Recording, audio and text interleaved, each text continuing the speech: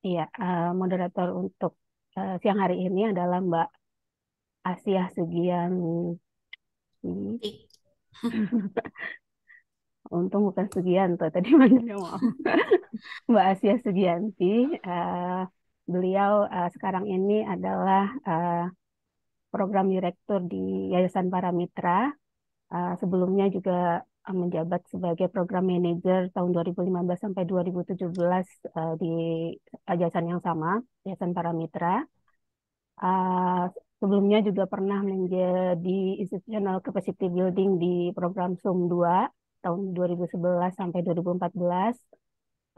Pernah juga menjadi program manager di FHI untuk program penanggulangan HIV dan AIDS. Ya juga pernah menjadi BCI officer di FHI ya untuk program yang sama. Mbak Asia juga apa punya banyak pengalaman dalam menjadi fasilitator, trainer gitu ya untuk kegiatan-kegiatan peningkatan kapasitas baik untuk komunitas maupun lembaga di isu sosial maupun kesehatan. Baik, mungkin itu uh, perkenalan singkat dengan moderator. Mungkin selanjutnya saya akan serahkan ke Mbak Asia untuk memandu sesi diskusi ini. Silakan Ya, Mbak. ya. Baiklah, terima kasih Mbak Sari, Kak Sari gitu ya. Lenggo Eh, Mbak panggilannya. Lenggo.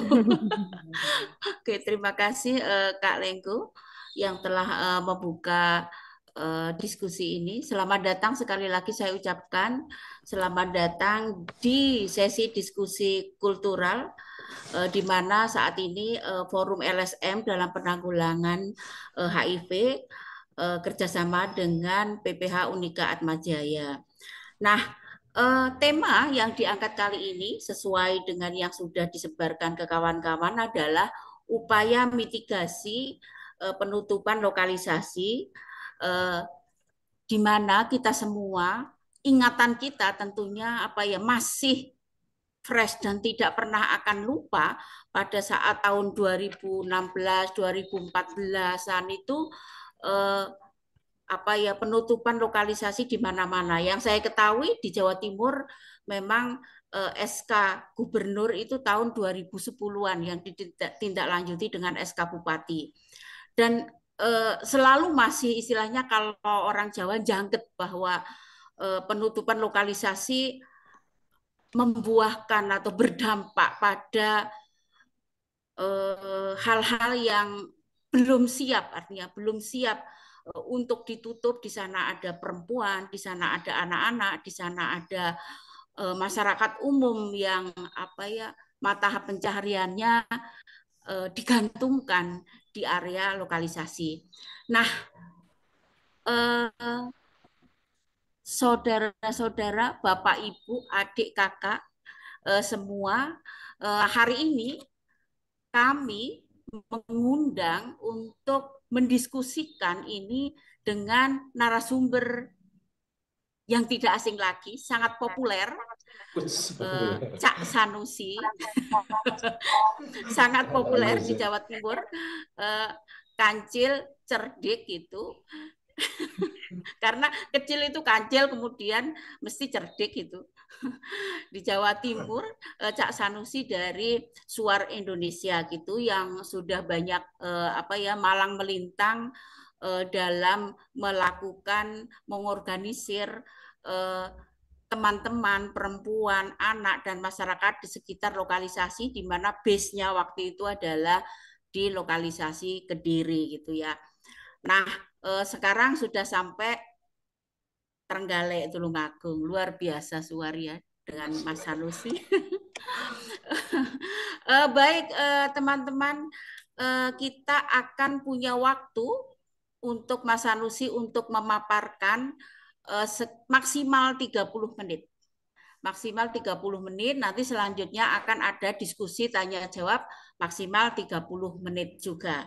Nah, jangan dilewatkan teman-teman, ini adalah apa ya momen untuk saling belajar bersama bagaimana sih mitigasi terhadap penutupan lokalisasi. Bagaimana pengalaman Mas Sanusi dalam mengorganize apa ya kawan-kawan perempuan eks lokalisasi di Kediri, sehingga ini adalah menjadi pembelajaran baik barangkali apa ya bisa ditularkan di kabupaten masing-masing, di provinsi masing-masing. Saya lihat ada Mas Denny ya. Mas Denny dari YTB. Oke, berarti se-Indonesia ya ini ya. Oke, terima kasih. Monggo Mas Sanusi dipersilahkan. Oke, makasih Mbak Asia. Ini guru saya, perempuan tangguh. Ya, guru saya dalam program HIV ini. Ingat sekali bahwa sekitar 2013 saya dengan Mbak Asia juga melakukan pemberdayaan di kelompok pekerja seks dengan dukungan KPAF. Bapak Ibu sekalian, nanti kita bincangkan bersama. Secara khusus memang kalimat ini saya sampaikan karena selain suara bicara tentang HIV/AIDS, konsensual adalah memang melakukan pendampingan pada kebencanaan, terutama pada kelompok rentan. Ini adalah bagian refleksi saya bahwa penutupan lokalisasi itu menjadi siklusnya kayak bencana begitu. Dan mitigasi dalam penutupan lokalisasi ini menjadi upaya pencegahan dan mengurangi risiko yang lebih besar. Maknanya adalah di dalam proses sebenarnya sebelum isu penutupan, pencegahan itu adalah menjadi yang utama supaya di situ tidak jadi penutupan. Karena menurut hemat saya, ketika penutupan yang rugi itu tidak hanya komunitas, pemerintah, daerah wilayah masing-masing juga merasa rugi. Tapi selama ini mereka selalu mengatakan tidak merasa rugi dan atas nama moral, atas nama agama atau bahasa saya nganggap bahwa penutupan lokalisasi itu tiba-tiba menjadi kapling masuk surga begitu loh. Jadi seperti itu. Jadi upaya mitigasi itu di dalam rangka pencegahan dan pengurangan risiko sebenarnya. Selain Mbak, Bapak Ibu dan kawan-kawan, kapan sebenarnya isu penutupan? Selalu. Dan penutupan lokalisasi itu selalu berdekatan dengan di mana itu tahun politik itu ada, bahkan menjadi isu. Pernah pilihan gubernur di Jawa Timur itu membuat buku saku secara khusus supaya menarik konstituen. Salah satunya adalah menutup lokalisasi kesemuanya. Hari ini juga kawan-kawan kita diskusi kultural dari kawan-kawan Atma Jaya, ternyata juga isu penutupan lokalisasi menjadi sebuah tema. Yang kedua adalah penutupan lokalisasi itu sering terjadi menjelang hari besar keagamaan, secara khusus Muslim. Kenapa yo? Kalau hari besar Kristen, Katolik maupun Hindu, Konghucu itu tidak dibarengi gitu. Tapi justru ya, apakah karena ini di persoalan mayoritas atau karena ada di persoalan-persoalan moral gitu. Dan selalu itu. Natal nggak pernah diikuti dengan penutupan, terutama di Jawa, mohon maaf, atau di luar Jawa sana. Lalu atas nama penegakan peraturan, perda itu sudah lama, tapi sering dikawal. Tapi ketika ini adalah bisa dimainkan, maka tiba-tiba atas nama perda melakukan penutupan lokalisasi itu. Yang lain adalah banyak kali ada karena tetangga kabupaten sebelah, kota sebelah sudah menutup, masa sih kita itu nggak tutup. Jadi ada latah-latahnya. Banyak kasus setelah 2013 tentang bahasa ini Mbak Asia tadi tentang SK Gubernur, kemudian ternyata di tempat lain juga ada yang sama. Di Papua juga, di NTT, itu isu penutupan.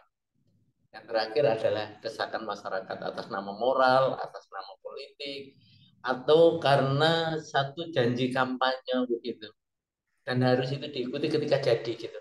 Nah, ketika jadi maka penutupan lokalisasi ini adalah menjadi syarat bahwa dia itu menepati janji. Di sisi lain adalah menjadi alat kampanye untuk menarik konstituen dengan komunitas kelompok tertentu, maka isu penutupan itu menganggap menjadi hal yang seksi, dari menjadi hal seksi. Ya. Karena saya di Kediri, sebelumnya saya pernah di Surabaya, saya pernah di NTT juga, tapi saya melihat situasi di Kediri saya cari. Jadi kalau tadi ada SK Gubernur, saya nggak tahu kalau 2010, sampai hari ini ada 9 eks lokalisasi yang masih ada di Kediri. Jumlahnya sekitar 578. Bahkan kalau malam ya hampir 600-700-an begitu. Sejak tahun 2016 sampai sekarang tidak ada rumor tentang penutupan itu. Itu salah tulis 2026. Bahkan 2021 kemarin 2020 muncul lagi. Sebenarnya muncul isunya itu hal yang sederhana. Jadi ada OPD dari dinas sosial ketemu bupati, apa yang kau lakukan? Tiba-tiba muncul bla bla bla salah satu penutupan. Pada saat itu nggak ada perencanaan termasuk penganggaran penutupan. Karena rapat dengan bupati kemudian sailing aja si ngomong, kemudian bukan tidak kali jadi gerakan pelabakan tentang bagaimana mendapatkan dana. Oh ternyata gitu ya, begitu mudahnya sebenarnya kerentanan di lokalisasi itu kemudian orang tinggal bilang dengan omong bahwa mudah. Lalu adanya komunitas yang terbangun, perempuan pekerja mandiri, itu adalah bagian yang kami organisir, ada Rumah Siat Plus Pokja Kediri Raya. Bulan ini insya Allah ada pertemuan Pokja Kediri Raya, itu yang mengundang pemangku kepentingan, di mana akan ketemu pemangku kepentingan dengan komunitas pekerja seks, ada orang dengan HIV saja, Pokja itu ketemu dalam satu forum yang menurut saya lumayan setara. Biasanya suara yang akan fasilitasi.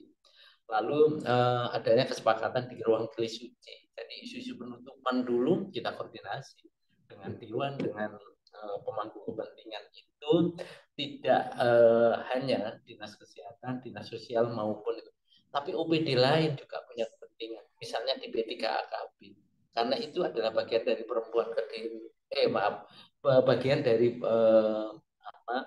bagian dari upaya yang dilakukan pendampingan terhadap perempuan yang ada dari pekerja seks itu. Jadi upaya-upaya yang kekerasan berbasis gender dan lain-lain harus kita tempelkan supaya orang itu tahu tentang upaya-upaya pencegahan yang dilakukan. Seperti itu. Yuk nanti kita bisa diskusikan. Dan sampai hari ini belum pernah ada isu itu, masih tetap 9 eks lokalisasi itu. Lanjut, Pak. Next. Halo. Oke. Kawan-kawan lanjut. Penutupan juga bisa dilakukan dengan hanya sekedar berhenti operasionalnya saja. Kami memetakan bahwa kalau terjadi hanya operasionalnya saja, memungkinkan bahwa di situ akan tetap tumbuh baru, berkembang lagi, persoalannya hampir sama, orang yang jadi seperti siklus begitu, akan muncul seperti itu. Tapi ada yang ditutup itu dengan pembongkaran, dengan pembakaran dan lain-lain. Tapi mereka berpikir bahwa ketika ditutup dengan dibongkar ada kemudian transaksi seks itu berhenti. Padahal kan tidak juga. Mereka akan berpindah. Jadi memindahkan transaksi seks dan akan muncul sebenarnya spot baru. Ini tidak kita ulas secara khusus karena banyak kali mendiskusikan penutupan lokalisasi adalah bicara tentang dampak. Saya lebih mengkhususkan bahwa tentang bagaimana sederhana pada risiko dan membuat ketangguhan dari komunitas.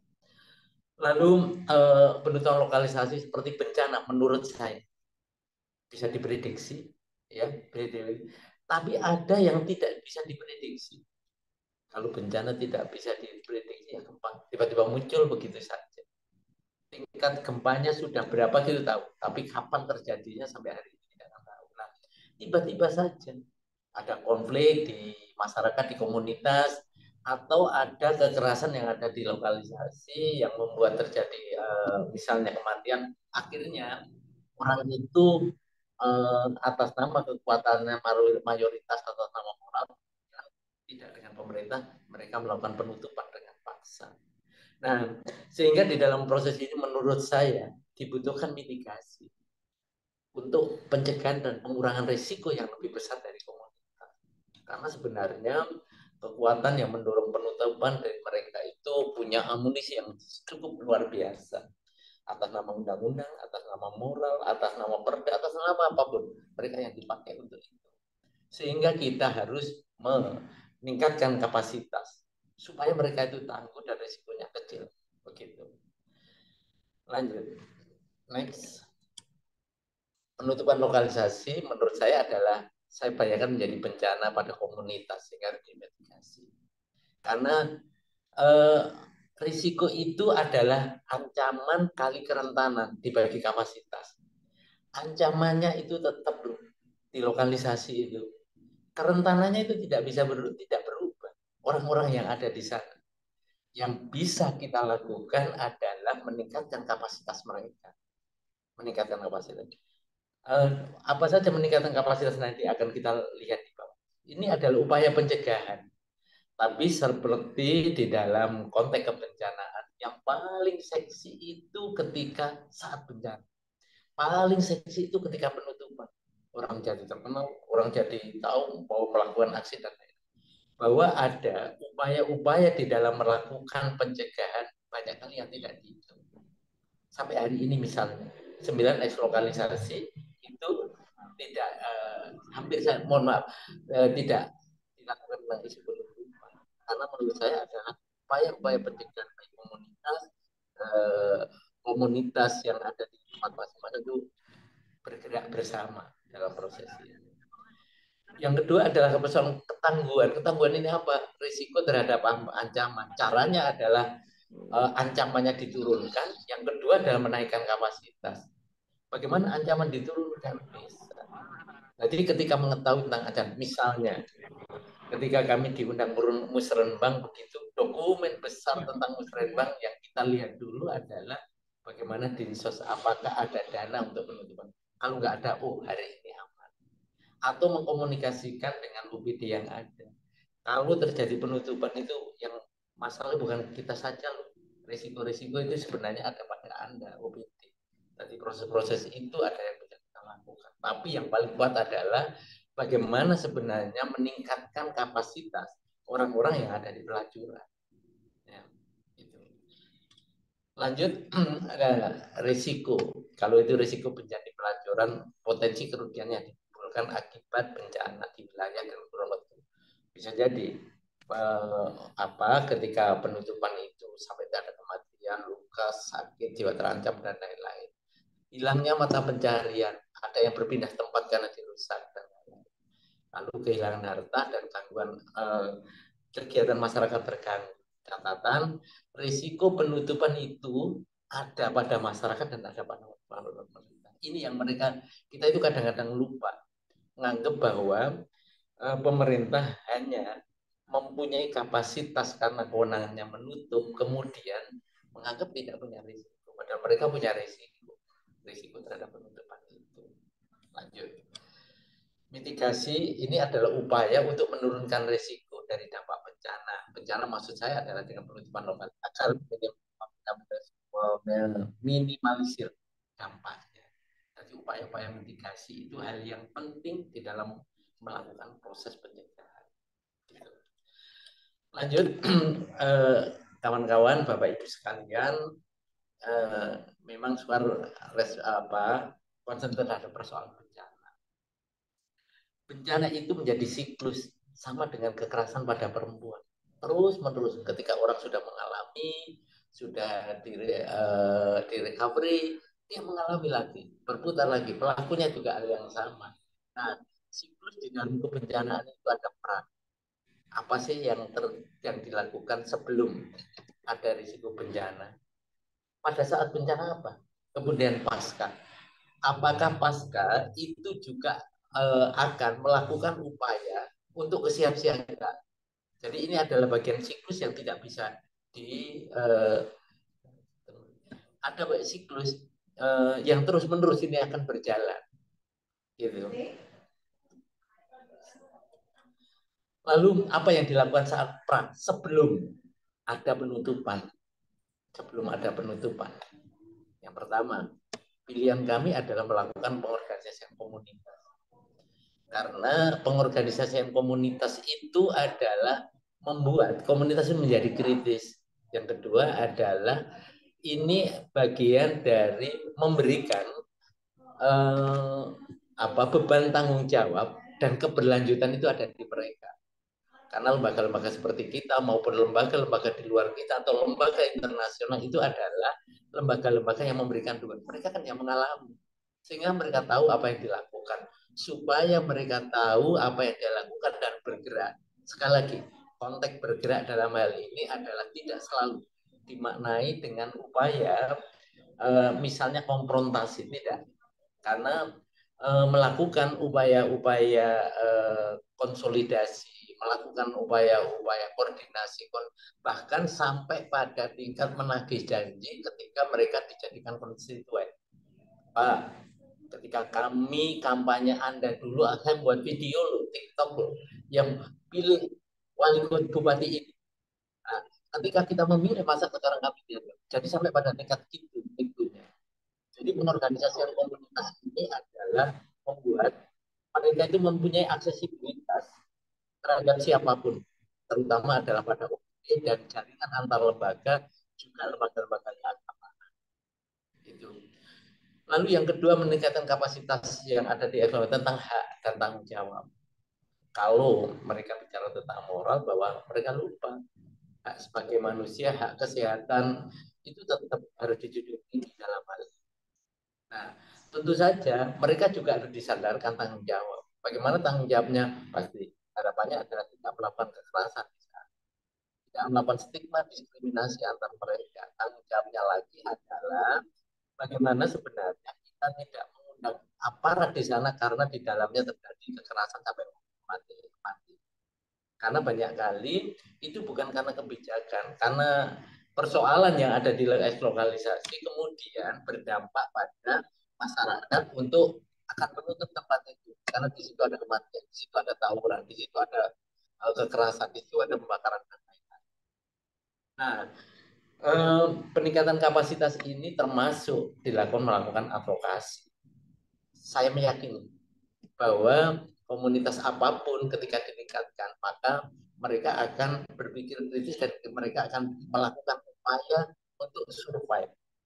Jadi ketika ada isu penutupan, bagaimana mereka akan melakukan lobby, melakukan proses advokasi, melakukan negosiasi, dan lain-lain. Nanti kita jelaskan di kawasan beberapa. Lalu yang kedua adalah menyampaikan materi tentang aksesibilitas.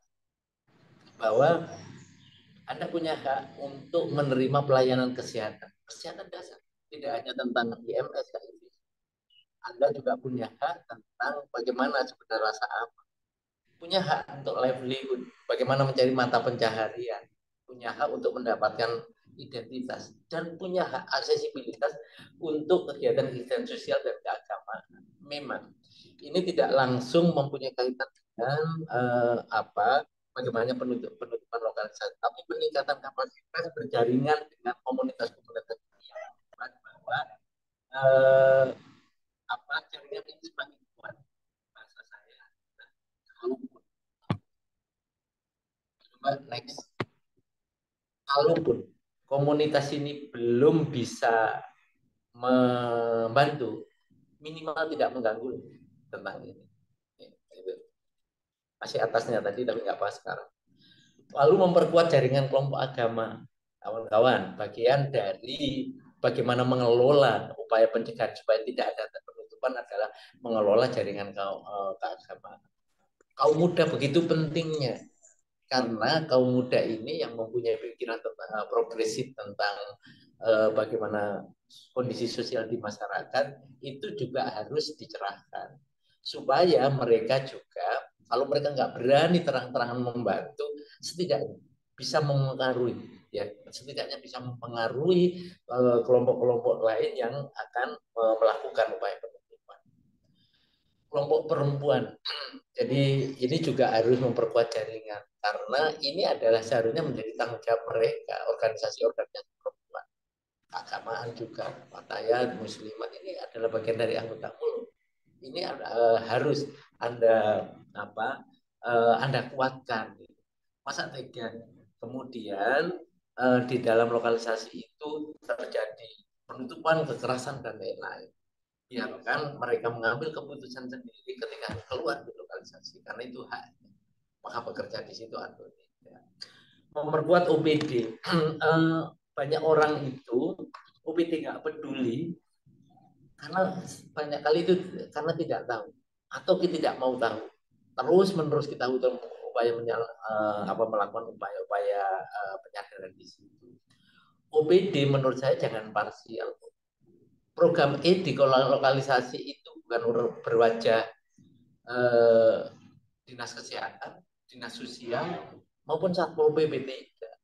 Semua OPD boleh untuk melakukan. Misalnya kalau ada dinas perdagangan dan koperasi mampu melakukan upaya-upaya meningkat, kenapa enggak untuk nanti sambil memperkenalkan bahwa ternyata di kelompok mereka ini ada upaya-upaya bagaimana meningkatkan kapasitas. Jadi pentingnya membangun trust itu seperti itu. Yang kedua adalah jaringan antar komunitas rentan. Kawan-kawan, kelompok rentan ada kelompok disabilitas, ada orang dengan HIV positif, ada kelompok yang itu harus diorganisir dengan kemasan bahwa ada keberagaman di mereka itu. Mereka mempunyai kerentanan yang sama, sehingga dukungan-dukungan ketika ada persoalan di kelompok-kelompok ini harus dukungan ketika ada organisasi, ada disabilitas, bagaimana rahasia pada kelompok anak dengan organisasi, kita memberikan dukungan seperti itu. Tentu saja dalam memberikan dukungan itu bagaimana haknya pada komunitas tertentu itu pasti disediakan. Lalu media, banyak kali media ini adalah terus terang ketika saya harus menyampaikan sini, saya tidak menyampaikan di status saya. Saya ini antisipatif saja. Ketika harus saya omong, kemudian saya ada status itu, ini justru akan menjadi isu di media maupun OPD. Bahwa ini akan menjadi kultur di antara kita. Ya, itu adalah menjadi penguatan mungkin strategi di kelompok lain. Tapi itu juga adalah bagian dari strategi suara bahwa bagaimana isu-isu ini akan dilakukan, isu-isu persoalan penutupan yang hari ini adem ayem itu tidak dibangunkan dengan dialog, diskusi yang membincangkan tentang pelajaran. Gitu. Lalu media juga sangat penting karena dengan mereka maka keberpihakan itu penting karena tulisan, karena pemberitaan itu harus berpihak. Berpihaknya adalah pada kelompok-kelompok rentan ini. Nah, bagaimana membangun jaringan pada kelompok media ini adalah bagian yang terpenting di dalam kegiatan perang ini. Jadi tidak selalu tiap hari ngomong tentang IT, tapi membangun jaringan. Membangun jaringan antar NGO, bukan hanya di NGO program itu. Boleh dengan isu misalnya humanitarian, dengan isu persoalan cash flow, ada isu tentang lingkungan misalnya. Maksud saya adalah sekali lagi saya membahasakan kita ini kelompok kecil harus didukung dengan jaringan dengan yang lain. Kalau mereka belum bisa membantu, setidaknya mereka nggak ikut mengganggu. Lalu memperkuat jaringan keberagaman atas identitas, suku, agama, orientasi seksual karena disabilitas itu juga hal yang penting untuk mereka terlibat dalam proses ini untuk membangun trust masyarakat globalisasi baik Pokja, Rumah Sehat Plus maupun BBM dan opsi yang ada di situ. Ternyata mereka juga respon pada program-program yang lain. Yang lain adalah memahami tentang inklusivitas. Maksudnya begini, bahwa inklusivitas pada komunitas adalah menyampaikan dalam pembangunan itu harus tidak ada satupun yang harus ditinggalkan. Sehingga atas nama pilihan pekerjaan atau terpaksa pilihan pekerjaan orientasi, seharusnya mereka juga punya, itu harus disadarkan di sana. Juga pemangku kepentingan, tidak semua pemangku kepentingan. Sehingga tagline tentang menuju ke diri inklusif itu adalah dalam rangka sebenarnya kami merangkul komunitas-komunitas rentan ini seharusnya di dalam pembangunan juga dilibatkan termasuk pada komunitas di pelacuran misalnya tentang pandemi begitu. Bagaimana kawan-kawan di pandemi bisa mendapatkan akses sembako misalnya atau karena mereka tidak punya identitas. Nah, seperti ini yang dilakukan di dalam rangka pembangunan bahwa orang di lokalisasi itu tidak dilihat, dipersepsikan orang yang orang yang penyebar HIV seperti itu. Kawan-kawan, pada saat penutupan apa yang dilakukan harapannya adalah advokasi akan tidak terjadi penutupan. Dorong untuk menunda menjadi alternatif yang lain. Misalnya, kami punya namanya kesepakatan isu. Karena isu begitu kuat, kita ketemu dengan kawan-kawan OPD yang lain, termasuk dinas-dinas terkait. Kita tidak meniru dengan latah dengan kabupaten kota lain maupun provinsi. Kita lakukan adalah bagaimana mengurangi secara bertahap. Walaupun banyak kali tidak kurang-kurang secara bertahap itu adalah menjadi alternatif pilihan. Bukan fokus pada penutupannya, tapi kita fokus pada bagaimana. Lalu melakukan advokasi karena agar mereka proses ramah dengan kelompok rentan. Ya. Bahwa siapapun harapannya adalah ramah lokalisasi diri itu tidak berdiri sendiri jauh dari masyarakat. Di situ ada orang tua, di situ ada anak-anak, di situ ada kelompok disabilitas, di situ juga ada beberapa yang mempunyai orientasi seksual, misalnya dari TIJ. Jadi bagaimana sebenarnya layanan kesehatan, layanan sosial termasuk Dukcapil, ada layanan dari dinas sosial, BPKB itu juga akrab. Mereka ini adalah bagian dari masyarakat. Lalu harapannya adalah melakukan analisis pengalaman luar biasa. Jadi membuat trauma sampai hari ya, ada persoalan pada psikis, karena ada persoalan fisik, ada persoalan kejiwaan, bahkan sekarang ini ada persoalan ekonomi yang mereka tanggung karena hilangnya mata pencaharian. Kalau di konteks karena biasanya ada pembimbingan ekonomi itu adalah bagaimana mereka bertahan hidup dengan pencaharian. Ya, yang paling tidak adalah mereka akan melanjut di depan menjadi pekerja. Lalu paskanya pertama pastikan keberadaan komunitas itu tetap. Maksudnya adalah ketika ada penutupan mereka menyebar, pastikan kita punya data mereka ada di mana. Pastikan bahwa mereka tetap mendapatkan layanan pekerjaan walaupun ditutup. Pastikan mereka mendapatkan layanan ARP supaya mereka kita tetap melakukan upaya-upaya pendampingan. Slide-nya, Mbak. Ya, lanjut. Penutupan. Pastikan bahwa mereka akan mendapatkan layanan yang lain misalnya karena penutupan kemudian identitasnya hilang mereka akan dapat. Lalu ada proses penguatan kapasitas tetap dilakukan dan kembali ke awal. Ini yang saya maksud dengan siklus sehingga ke apa kembali ke proses pengorganisasian kembali, peningkatan kapasitas kembali, akses mendorong terjadinya mudahnya aksesibilitas, memperkuat jaringan terus menerus. Jadi ini menjadi siklus sebenarnya. Jadi siklus bisa di tempat yang sama, bisa di tempat yang lain, tapi ini menjadi siklus. Lalu ini beberapa periodisasi yang bisa lakukan di dalam proses. Lalu awalnya kita concern dalam membangun kelompok kerja melakukan advokasi. Maaf Mas, kurang 5 menit. Yuk, periode ini yang menarik, yang belum kesimpulan nanti bisa diambil sendiri. Kawan-kawan, tahun 2023, 20 tahun yang lalu, saya bersama YTB, kalau ada Denny masih ada, nanti saya bercerita. Kita kita itu pernah membuat jambore pekerja seks. Belum ada belum ada opsi, belum ada organisasi.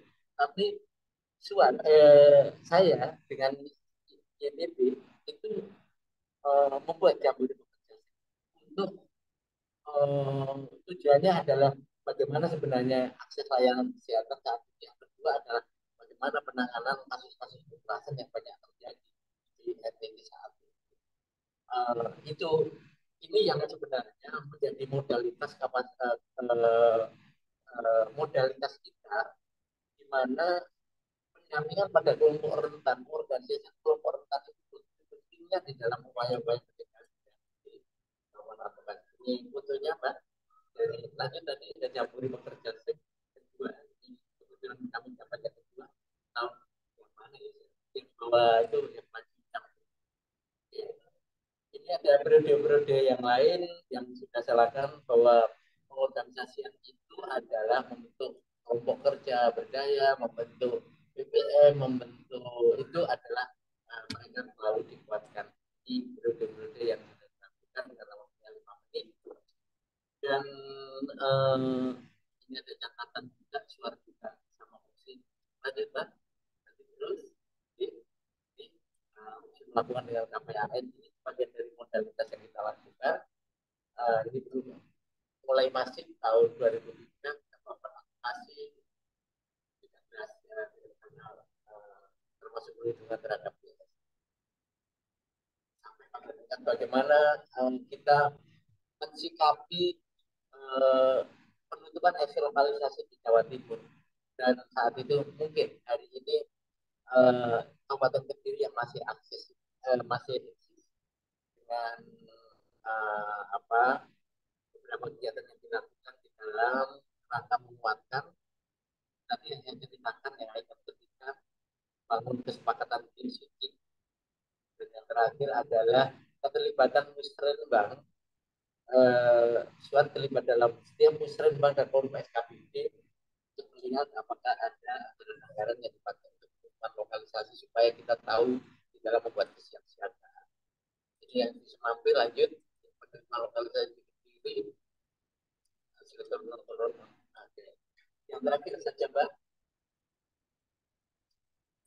sesi terakhir ya. Terus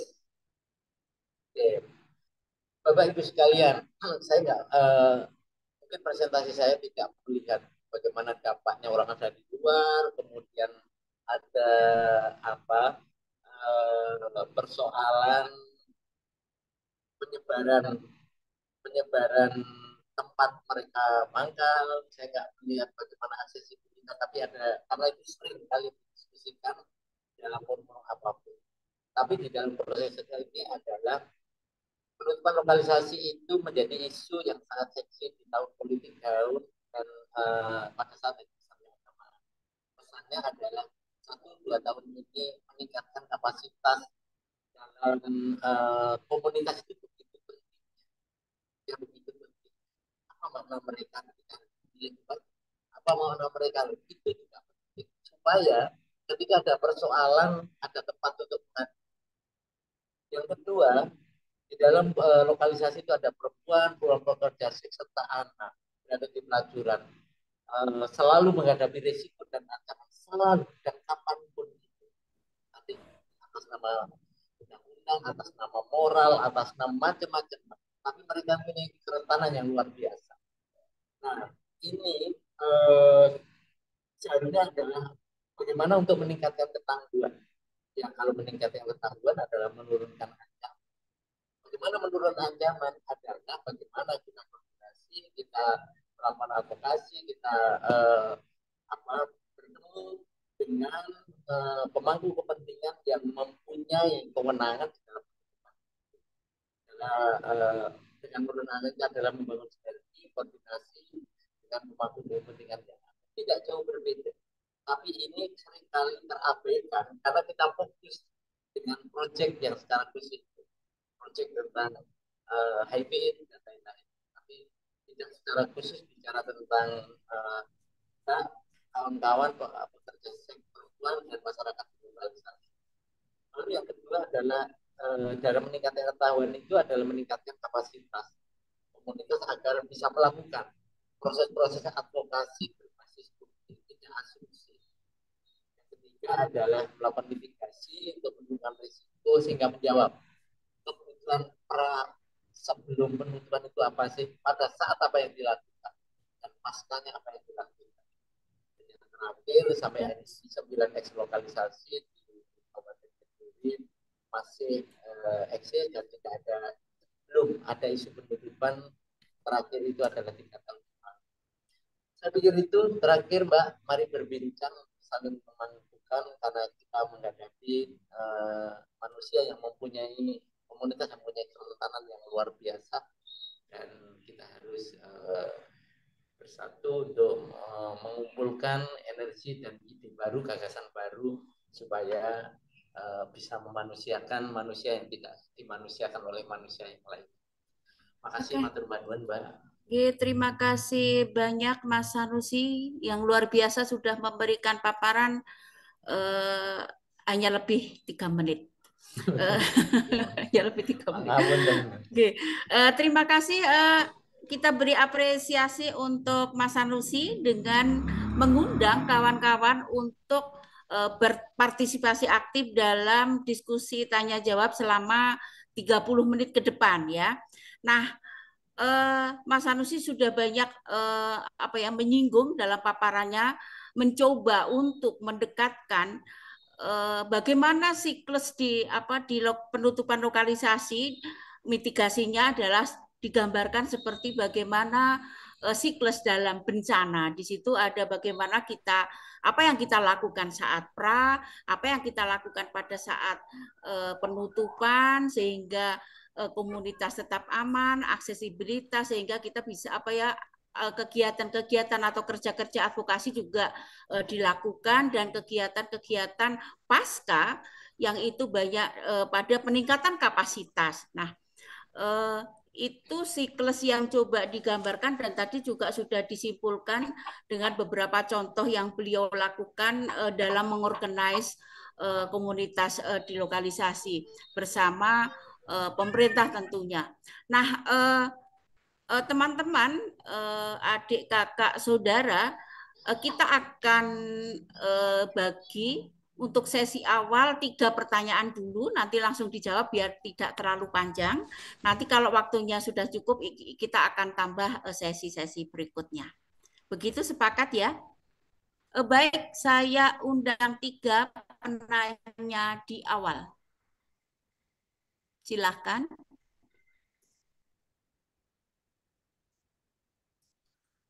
Banyuwangi, KKBS, Bu. Monggo, Mas Khoiron, ke? Ya. Oh ya, suaranya saya hafal. Monggo, Mas Khoiron. Baik, terima kasih. Assalamualaikum warahmatullahi wabarakatuh. Selamat siang, teman-teman seperjuangan. Tentunya sangat menarik ya bicara mitigasi dampak terkait penutupan lokalisasi. Jadi benar apa yang dikatakan Pak Sanusi bahwasanya di Jawa Timur itu kalau nggak salah ada kebijakan gubernur tahun 2003 terkait penutupan lokalisasi dan alih profesi begitu.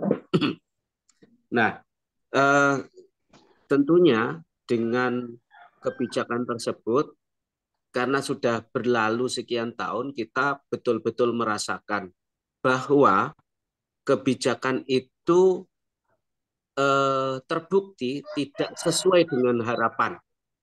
Artinya di mana harapan tersebut untuk mengurangi angka prevalensi penyakit menular atau HIV, ternyata justru dengan demikian ini teman-teman itu justru tidak terkoordinir dengan baik. Karena dengan tutupnya lokalisasi ternyata banyak titik-titik baru yang justru itu menyulitkan kita sebagai pendamping ya. Kebetulan KKBS juga aktif di sana. Bahkan sampai hari ini kami melakukan intervensi struktural. Nah, persoalannya dari penutupan itu jumlah tempat-tempat bahasa teman-teman hotspot baru itu tambah banyak. Dan karena banyaknya ini kita juga kesulitan menjangkau baik itu kesulitan terkait dengan identifikasi dan lain sebagainya. Nah, kalau lokalisasi-lokalisasi yang pernah ada, kebetulan di Banyuwangi kurang lebih ada 14 itu. Dari 14 itu informasi terbaru itu 5 sudah tidak aktif. 9 masih aktif sebagaimana yang sampai hari ini kami tetap berkoordinasi. Bahkan kemarin-kemarin ini di mana kami kekurangan kondom, kami juga melakukan upaya-upaya terkait dengan social marketing kondom. Di sini ada Kang Mohtar kayaknya. Dan itu ini kita sampai hari ini. Artinya sebenarnya kebijakan pemerintah dalam hal penutupan itu hanya euforia saja.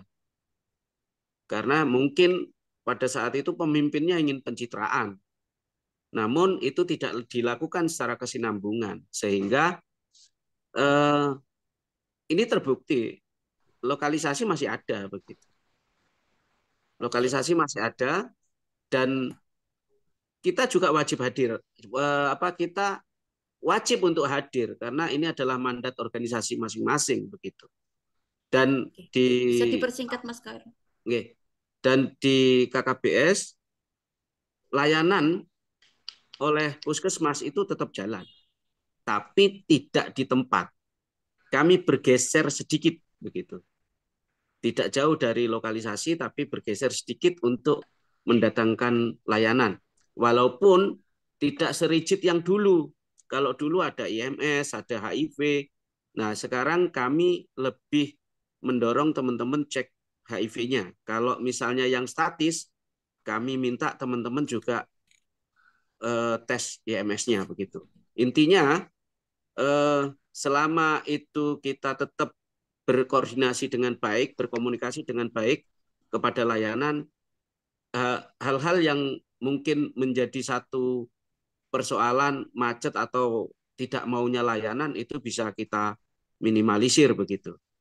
Dan itu sudah kami lakukan sampai hari ini. Terima kasih. Oke, terima kasih Mas Koiron. Berarti Mas Koiron tadi kan tidak ada pertanyaan, nggih. Tetapi menceritakan bahwa kondisi di Banyuwangi pasca penutupan lokalisasi, teman-teman tetap mendampingi dan mencoba untuk menjaga aksesibilitas layanan. Tetapi ada yang kurang gitu ya Mas Koiron, menurut saya karena ternyata hanya HIV. IMS bagaimana? IMS adalah tanda tanya besar karena program itu betul. tanda tanya besar karena IMS juga hal yang mesti diperhatikan. Sekarang kan hanya tes HIV saja gitu. Nah itu saya nggak tahu, mungkin itu mengajak kawan-kawan juga untuk mendialogkan itu. Oke, yang kedua ada 3 yang angkat tangan, ada Mas Yakobus, Mas Aldo, Rian. Monggo yang mana dulu nih tadi? Mas Rian boleh? Ya, monggo Mas Yakob. Mas Yakob. Izin ya Mas Rian dulu. Oke, terima kasih Mbak Asia. Oke, Mas. Matur suwun suhu Mas Sanusi yang luar biasa. Kami mohon bisa dikasih pencerahan nih Mas Sanusi itu atau teman-teman yang ikut dalam Zoom siang hari ini. Proses memang pra eksekusi dan pasca ini menjadi tantangan luar biasa. Di Kota Semarang juga pernah, di beberapa kabupaten kota di Jawa Tengah juga sudah dilakukan penutupan lokalisasi dan lain-lain. Tapi yang kami mohon bisa diberikan pencerahan, apakah ada roadmap sebetulnya roadmap terkait dengan terkait dengan eksekusinya, hari-harinya, dan paskanya, terutama paskanya. Pelibatan seluruh komponen yang ada. Tadi Mas Sanusi menyampaikan bagaimana melibatkan unsur-unsur stakeholder, keagamaan, OPD, komunitas, dan lain-lain. Apakah itu juga masuk dalam roadmap-nya? Kalau memang ada punya roadmap di wilayah, misalkan Kabupaten Kediri atau Kota Kediri, atau di mana, kami mohon bisa dibantu, diinformasikan juga, itu atau di-share juga di dalam ini. Dan roadmap itu apakah secara berkala ada evaluasinya dalam konteks pelaksanaannya, karena kan banyak yang terjadi ditutup, dikembalikan, dikasih uang sangu atau uang saku atau modal usaha, setelah itu ya nggak tahu. Itu yang terjadi Mbak di beberapa tempat. Gitu. Nah, kami berharap sebetulnya proses pembelajaran saat ini itu menjadi hal yang luar biasa, apalagi kalau kita bicara di program penanggulangan HIV pada populasi kunci untuk bekerja seks perempuan. Catatannya, saya sepakat bahwa saat ini masih tetap concern di isu pemeriksaan tes HIV-nya, tetapi IMS-nya agak kelupaan. Nah, kemungkinan kayaknya funding request 2024-2026 kemungkinan one stop service lagi itu. IMS kayaknya juga menjadi salah satu hal yang akan prioritas selain untuk tes HIV, walaupun tantangannya ngajak tes HIV aja sulitnya minta ampun, apalagi untuk tes IMS. Tapi one stop service zaman dulu pernah itu dilakukan zaman apa ya, proyeknya FHI atau apalah itu bisa juga dilakukan di funding request 2024-2026. Kayaknya itu sudah tercatat di proposalnya global kemungkinan itu. Tapi kami mohon pencerahannya terkait dengan roadmap-nya Mbak Asia, jadi biar sedikit banyak kita punya gambaran semuanya. Dan roadmap itu apakah ada evaluasinya dan lain-lain, dan ini menjadi poin penting dalam proses ke depan untuk pengawalan bagaimana kita tetap mengedepankan komunitas ini menjadi poin penting, tidak terstigma, terdiskriminasi dan lain-lain. Demikian Mbak Asia, terima kasih. Terima kasih Mas Yaakob. Nanti saya catat sekarang yang ketiga siapa, Mas Aldo atau Mas Ria? Monggo Mas Aldo. Ya, saya dulu atau bagaimana Mbak? Oke, monggo Mas Aldo. Ya, terima kasih Mbak, terima kasih Mas Sanusi. Ini sangat menarik nih diskusinya, ya. Saya jadi teringat ketika di era 2013-2014, ketika pertama kali lokalisasi dicanangkan dan dilakukan oleh Kementerian Sosial pada saat itu, dipimpin oleh Ibu Kofifa Indar Parawansa. Lalu kemudian opsi melakukan sebuah penelitian bersama Atmajaya, PPH Atmajaya. Judul penelitian itu adalah dampak penutupan lokalisasi. Jadi secara singkat saya mau sampaikan adalah hasil dari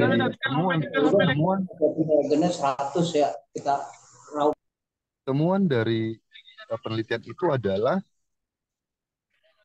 penutupan lokalisasi bukan jawaban, bukan solusi, tapi malah memperluas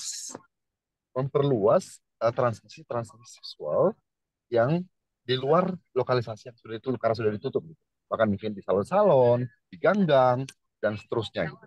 Artinya dampaknya adalah LSM penjangkau di seluruh Indonesia tidak unreachable, nggak bisa dijangkau gitu. Bahkan sudah nggak ter apa nggak terjangkau lagi karena mungkin nggak tahu di mana lagi berada. Lalu yang kedua adalah termasuk distribusi kondom, termasuk akses ke layanan itu kemudian menjadi dampak dari yang tadi. Lalu saya waktu itu kalau nggak salah saya mengingat bahwa sebenarnya itu rekomendasinya adalah pemerintah harus mengintervensi terjadinya lokalisasi atau eh, resosialisasi gitu ya. Jadi intinya saya melihatnya udah terjadi di masa itu. Lalu sekarang juga di zamannya Menteri Sosial saat ini, Bu Risma, kayak sepertinya juga masih mau mencanangkan dan melakukan hal tersebut. Lalu kemudian bagaimana saya menarik lagi ke presentasi Mas Sanusi tadi, kita perlu pemberdayaan terhadap komunitas. Pertanyaan saya, apakah selama ini LSM penjangkau untuk PSP itu melakukan pemberdayaan tadi, membangun kesadaran kritis tadi, melakukan pendidikan advokasi dan seterusnya gitu. Yang pertama. Lalu kemudian masalah tadi inklusivitas terhadap jaringan-jaringan komunitas gitu ya, inklusivitas. Saya pikir tambah lagi itu juga kepekaan dan keberpihakan. Itu menjadi penting karena kita juga nggak usah ini ya apa namanya, kita nggak usah kita pungkiri bahwa di bawah alam sadar kita, walaupun dia pergerakan atau LSM yang bekerja di isu HIV dan STI, tapi seringkali kita melihat masih sisi moral, masih sisi bermoral, bermartabat gitu. Artinya kalau ketika melihat transgender atau MSM atau PS itu agak lebih ini gitu. Maksudku keberpihakan selain inklusivitas tadi, keberpihakan itu menjadi penting saya rasa. Gitu. Ya, terima kasih Mas Sanusi, terima kasih Mbak, Mas Gambit, Mas Mokhtar, salam hormat.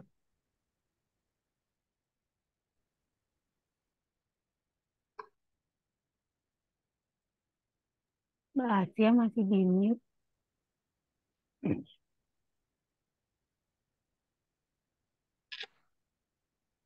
Ya, terima kasih Mas Aldo. Silakan melanjutkan perjalanannya. Tadi masih di mobil. Terima kasih Mas Sanusi. Tadi sudah ada 3 penanya. Yang pertama Mas Koiron tadi tidak ada pertanyaan khusus gitu. Tapi teman-teman kita semua sudah tahu tentang bagaimana kiprah yang dilakukan Mas Koiron dan kawan-kawan di Banyuwangi dengan 14 lokalisasi. Kemudian yang kedua adalah dari Mas Yakub yang mempertanyakan adakah tentang tentang roadmap, adakah tentang roadmap bagaimana intervensi terhadap penutupan lokalisasi yang dikatakan Mas Sanusi tadi mulai pra sampai pasca. Barangkali juga kemudian adakah evaluasinya ketika sudah melakukan itu. Barangkali roadmap yang ada yang dilakukan oleh Suar digagas bersama-sama juga dengan stakeholder baik itu komunitas maupun pemerintah sehingga Mas Yakub dan kawan-kawan lain akan bisa di-share pembelajaran baik yang ada di Kediri. Itu sih untuk Mas Yakobus. Yang kedua tadi Mas Aldo banyak ngomongin tentang bagaimana penelitian yang sudah dilakukan OPSI dan Atmajaya dan memberikan rekomendasi tentang intervensi pasca penutupan atau bagaimana resosialisasi itu bisa dilakukan gitu sehingga kemudian ada refleksi pada diri kita sendiri menurut Mas Aldo sebagai penjangkau atau yang menamakan aktivis di dunia persilatan HIV. Adakah kemudian kita selaku aktivis LSM sudah melakukan pemberdayaan, sudah melakukan pendidikan kritis, sudah melakukan pendidikan inklusivitas dan yang lebih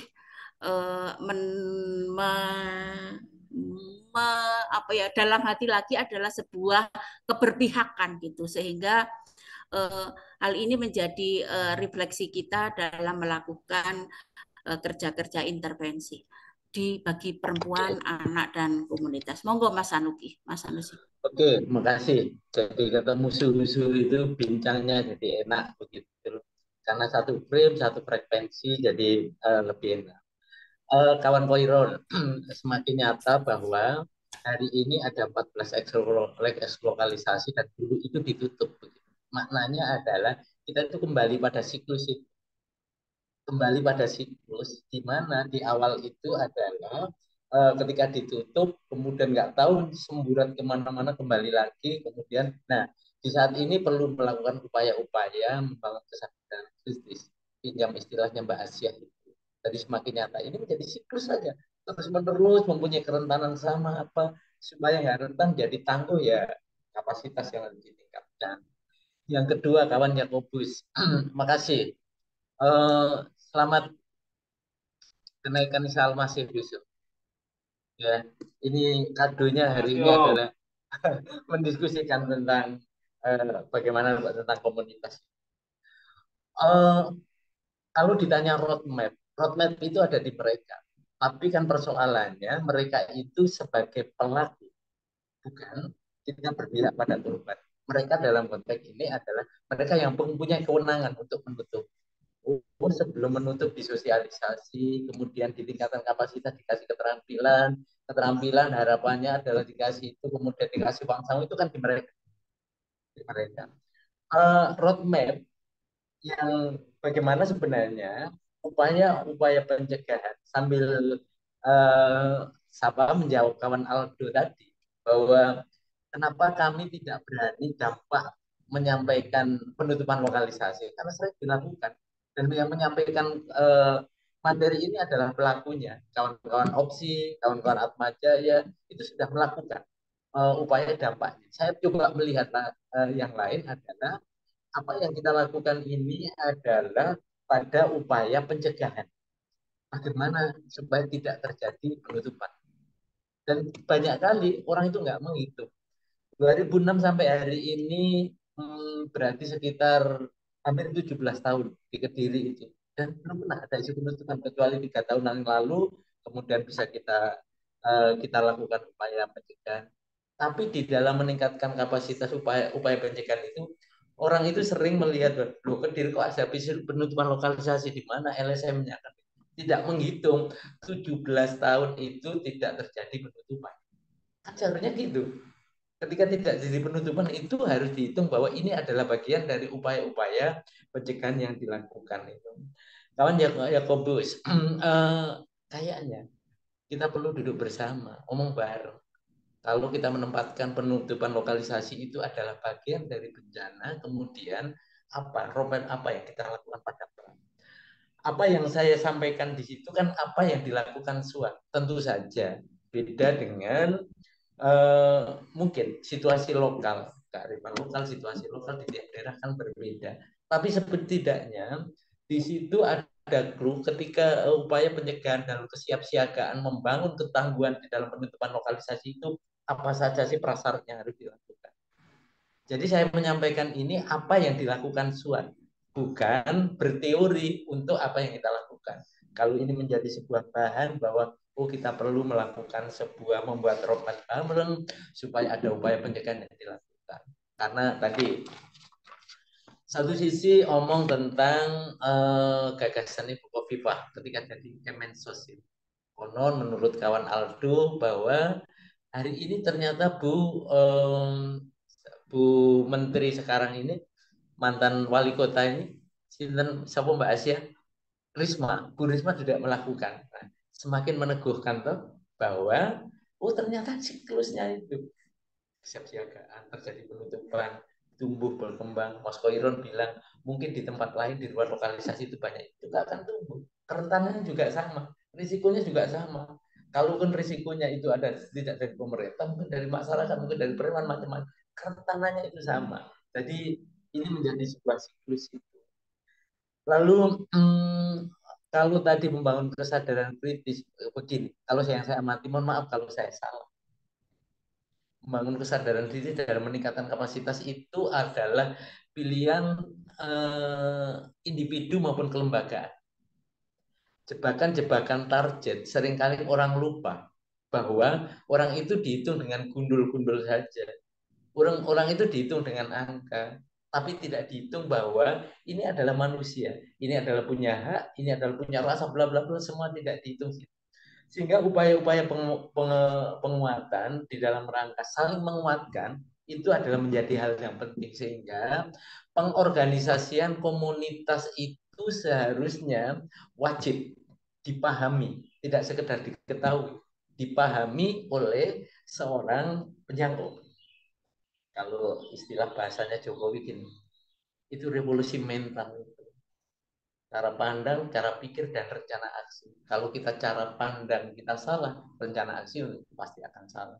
Tapi kalau kita mendengarkan apa yang dikatakan mereka ketika melakukan organisasi, kita akan tahu kebutuhannya. Misalnya gini, memang benar HIV itu menjadi kebutuhan utama di lokalisasi. Ternyata menurut kami tidak. Berdasarkan hasil studi kami, ternyata lokalisasi itu yang dibutuhkan yang pertama itu rasa aman. Yang kedua itu adalah kesejahteraan. Kebutuh, mereka sejahtera. Yang terakhir adalah kesehatan. Tapi antara ketiga ini mempunyai saling keterkaitan. Nah, ketika masuk ke satu tempat yang ngomong kesehatan, mungkin agak mental. Karena sebenarnya utamanya itu adalah rasa aman. Nah, ketika rasa aman gimana? Ya, bersama-sama mereka, bagaimana adalah membangun rasa aman. Kalau di BMTS itu kan ada. Itu jadi gagasan tentang BMTS, apa-apa yang harus dilakukan. Sepakat yang terakhir adalah tentang keberpihakan. Karena kalau ketika tidak berpihak, ya yang berpihak adalah orang yang mempunyai aksesibilitas rendah. Berpihak orang yang mempunyai kerentanan luar biasa, mempunyai ancaman luar biasa gitu. Karena keberpihakan itu juga akan memberikan kita proses apa sih yang harus kita lakukan ketika di dalam hati kita itu bergerak. Tangan kita, omongan kita, semua kita kalau berpihak maka ke arah sana gitu. Jadi bagaimana membangun kesadaran kritis itu adalah bagian dari hal yang penting. Kawan Aldo tadi ngomong tentang hasil dari studi tentang dampak. Saya akan lebih fokus di proses ini adalah bicara tentang pencegahan, bicara tentang mengurangi risiko, bicara tentang ketangguhan, supaya harapannya adalah tidak terjadi penutupan walaupun ada kebijakan. Tapi dengan aksesnya mereka, misalnya gini, kawan-kawan itu sudah berani ngomong ke dewan, kemudian salah satu anggota dewan, Anda itu dapil saya loh, waktu itu kami pilih loh. Kenapa ketika ada penutupan seluruh dan itu berdampak mata pencarian saya, Anda diam saja? Kenapa ketika kita kampanye tentang pilihan bupati dengan membuat video yang di TikTok, kemudian saat itu pilih Anda, ini hasil videonya. Lalu Anda sekarang dengan kebijakan menutup lokalisasi. Hal-hal seperti itu yang dilakukan selama ini, sehingga komunitas itu adalah mempunyai kemandirian di dalam kemampuan untuk membantu dirinya sendiri dan komunitasnya. Oh ya, jangan lupa hubungan antar komunitas yang mempunyai kerentanan karena faktor yang berbeda itu begitu pentingnya untuk menjaga solidaritas. Mereka didiskusikan, dipertemukan di dalam sebuah dialog diskusi tentang keberagaman, dialog diskusi tentang inklusivitas, itu adalah bagian intervensi yang sudah kami lakukan. Saya pikir itu Mbak Aisyah. Jadi sekali lagi concernnya ada di proses pencegahan supaya tidak terjadi penutupan. Supaya energi kita. Oke, terima kasih Mas Sanusi. Itu sih Mas Yakobus tadi jelas ya bahwa sebetulnya tidak ada roadmap secara formal, secara resmi kayak kalau saya melihat misalnya ada roadmap pencegahan penglihatan, itu memang ada roadmapnya yang dikeluarkan oleh dari pusat gitu. Nah, ini yang ditulis Mas Sanusi tadi adalah bagian dari pengalaman yang sudah dilakukan oleh Mas Sanusi dan kawan-kawan untuk lokalisasi di Kediri gitu ya intinya. Kalau ingin membuat itu, ayo kita duduk bareng gitu ya. Kapan betul. Duduk bareng? Kalau ini menjadi pilihan strategi begitu. Ya. Karena di upaya pencegahan mungkin akan juga jauh lebih efektif daripada kita main di hilir. Kita mainkan di hulunya dulu. Ya.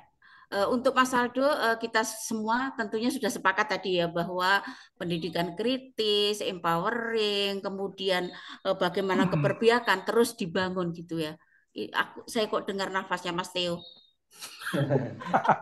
Nafasnya tok lah aku hafal lo bayangin. Karena pernah satu kandang lama kayaknya. Jadi dengusan nafas saya ketinggalan. Gitu.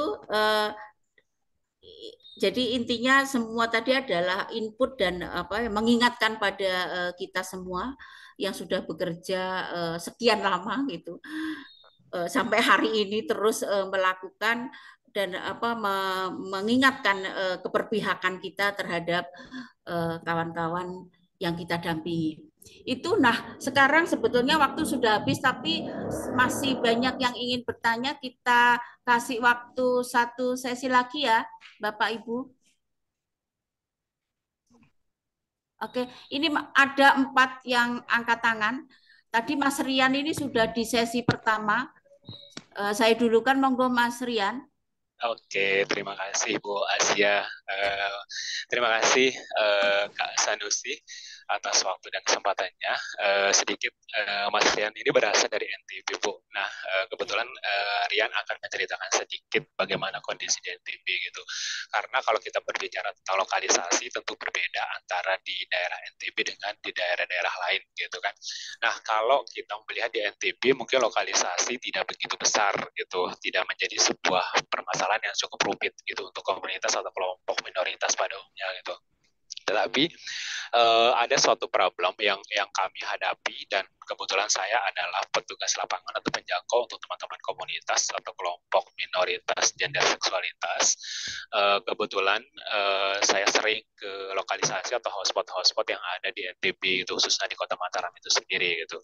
Nah, dari pemaparannya Pak Sanusi tadi sebenarnya sudah sering sih kita mendengarkan apa yang harus kita lakukan ketika terjadi penutupan lokalisasi seperti kita melakukan advokasi, kemudian mengikuti sosialisasi terkait dengan peraturan-peraturan daerah yang terkait dengan lokalisasi tersebut gitu. Tetapi kami sebagai bagian dari komunitas tidak memiliki sebuah pegangan yang sebenarnya. Pegangan yang menjadi hal yang menjadi sesuatu yang paling kita ingat dan kita hafal ketika terjadi penutupan lokalisasi tersebut gitu.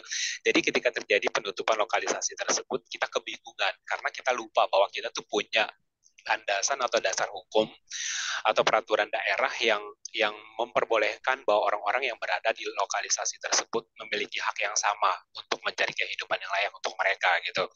Nah, contohnya kalau di NTB itu Kota Mataram khususnya yang pertama ada di Pasar Beras kalau malamnya, kemudian kalau di pagi sampai sore tempat tersebut dijadikan pasar burung. Nah, jadi kalau saya melihat sendiri secara langsung di lokalisasi tersebut tidak bisa digunakan oleh para pekerja seks atau transpuan yang menjajakan dirinya di situ untuk menerima pelanggan karena tidak pantas karena di situ dijadikan pasar gitu. Itu yang menjadi sesuatu yang menjadi perhatian kami. Kemudian yang kedua, kalau di pasar Loak itu sendiri gitu, di situ saya sering melihat kalau pada malam hari kita melakukan sosialisasi atau penjangkauan, teman-teman komunitas trans dan WPS di situ tidak merasa aman.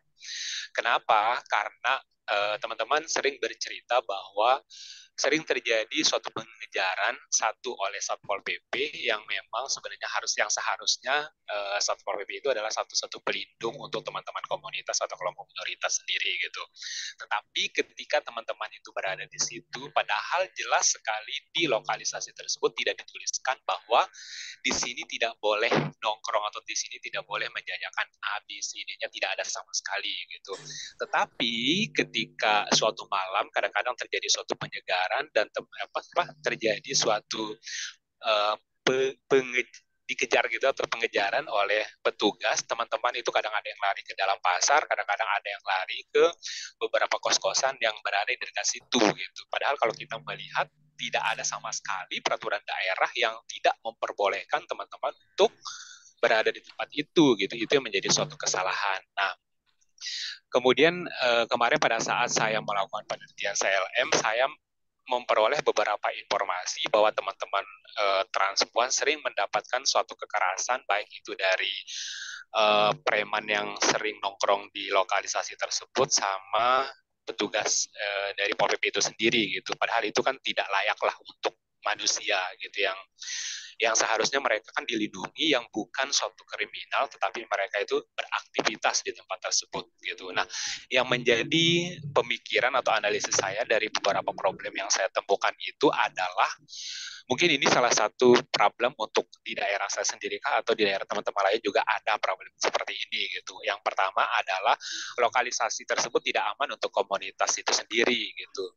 Nah, padahal kalau kita melihat kalau kita memperhatikan kebutuhan dari setiap manusia, mereka berhak untuk menjajakan dirinya atau mencari sesuap nasi di tempat tersebut gitu. Kemudian yang kedua, masih rendahnya edukasi atau peningkatan kapasitas terkait dengan hukum bagi teman-teman komunitas, WPS dan lain sebagainya. Karena apa?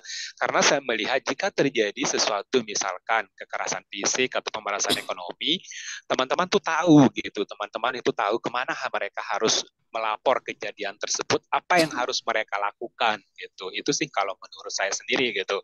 Nah, mungkin buat kedepannya kalau memang ada salah satu tindakan atau apa yang harus kami lakukan sebelum hal-hal tersebut melebar dan terjadi lebih banyak lagi kepada komunitas lain gitu, mungkin kami ada sebuah gambaran dari teman-teman yang punya pengalaman apa yang harus kami lakukan. Kemudian kebijakan pemerintah yang mungkin disosialisasikan di tempat-tempat tertentu saja, itu yang masih kurang. Seharusnya mungkin bisa dilebarkan baik dari komunitas A, B, C, D yang selama ini memang mungkin saya sendiri sebagai komunitas itu tidak mendengar atau tidak pernah menyaksikan secara langsung bahwa ada loh kebijakan pemerintah yang tidak memperbolehkan kelompok minoritas itu untuk berada di tempat untuk berada di tempat ini atau untuk menjajakan diri di waktu malam di tempat ini gitu, tidak ada sama sekali gitu. Seperti itu sih Kak Aisyah sama Kak Sanusi, terima kasih atas waktunya. Wassalamualaikum warahmatullahi wabarakatuh. Waalaikumsalam. Terima kasih Kak Rian, karena ini waktu dibatasi sampai jam 4, maka saya lanjut pertanyaan dulu aja. Dari Mas Evo yang sudah angkat tangan. Halo Mas Evo. Terima kasih. Wah, Yuk. ini kesempatan nih. Dan kemudian semangat Mas Sanusi, kemudian teman-teman masih tetap berjuang demi pergerakan-pergerakan yang berbasis komunitas nih ya. Meskipun kita LSM kan. Jelas saya setuju, pertama adalah masih eksisnya ada lokalisasi karena gerakan-gerakan AIDS. Saya setuju itu memang. 30 tahun kita bergerak, masih tetap meskipun ada tantangan-tantangan ataupun bagaimana pemerintah menginginkan membubarkan. Saya setuju. Kemudian yang kedua, saya juga berpikir dan sangat setuju kalau bicara tentang organisasi itu sangat terkait dengan situasi lokal. Kalau Mas Sanusi tadi menyampaikan bahwa itu adalah ada terjadi pembubaran karena faktor politik dan faktor agamis. Tapi kalau kita bilang di Bali, sebenarnya real yang sekarang terjadi tidak seputar itu aja. Bahwa yang terjadi pembubaran karena faktor eksternal juga bisa terjadi. Konflik di antara pelaku-pelaku bisnis di dalam lokalisasi itu bisa terjadi karena faktor kriminal. Kemudian ada penggusuran tanah kontrak dan lain-lain, itu menyebabkan juga dari penggusuran. Kemudian ada tekanan pabrik yang kita rasakan di sini juga. Nah, semua itu sebenarnya berdampak pada perubahan modus dari praktek-praktek lokalisasi atau praktek seksual di sini. Nah, kemudian kalau kita bicara lokalisasi ini mungkin saya minta pendapatnya.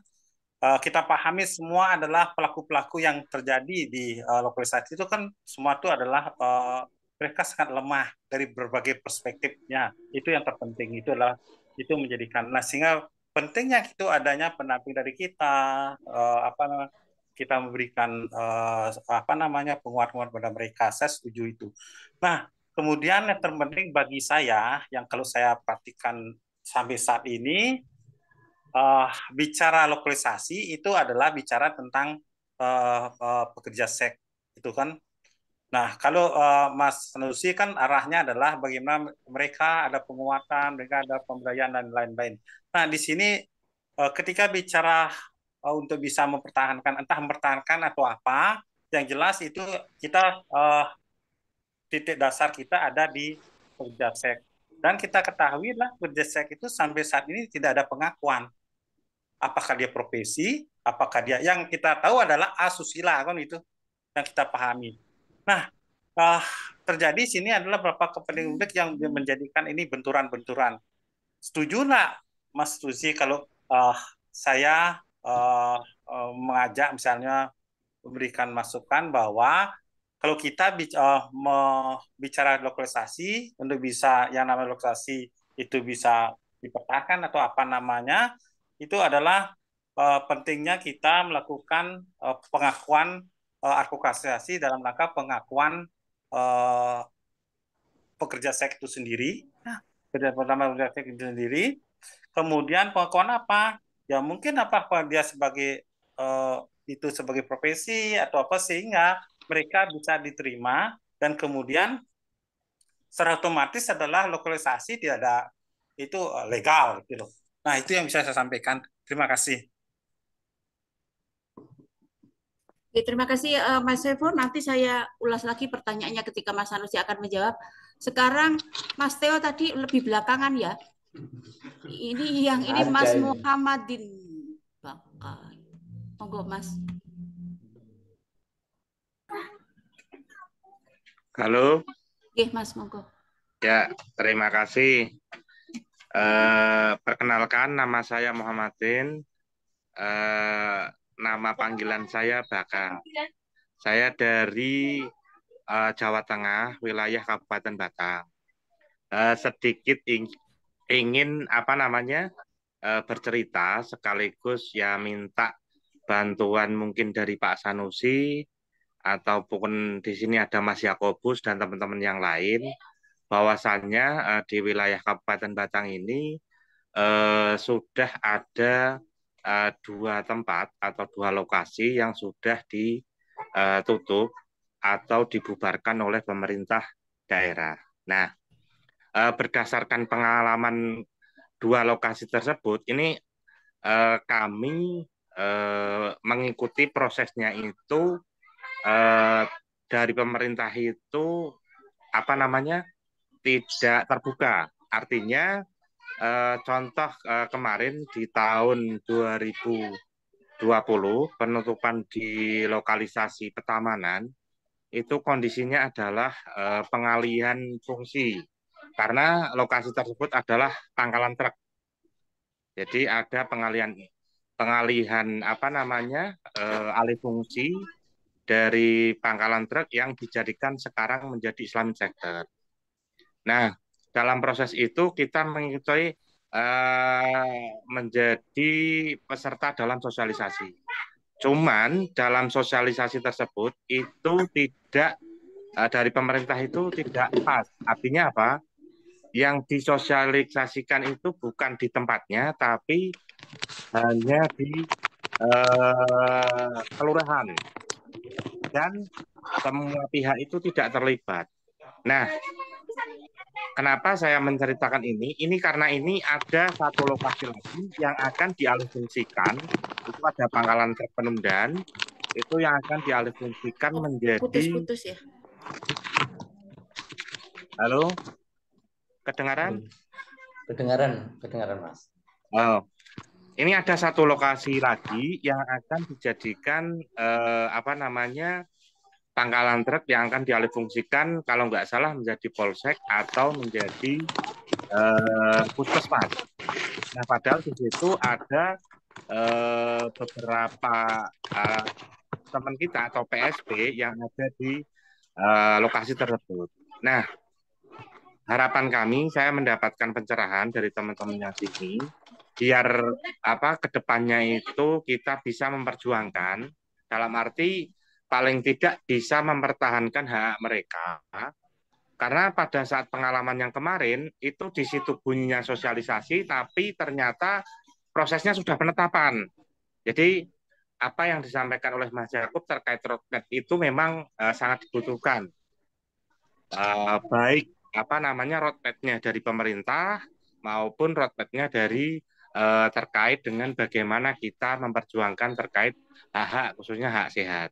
Jadi di sini saya ingin meminta paling tidak ada pengalaman teman-teman yang lain mengalami kondisi yang seperti di wilayah Kabupaten Batang.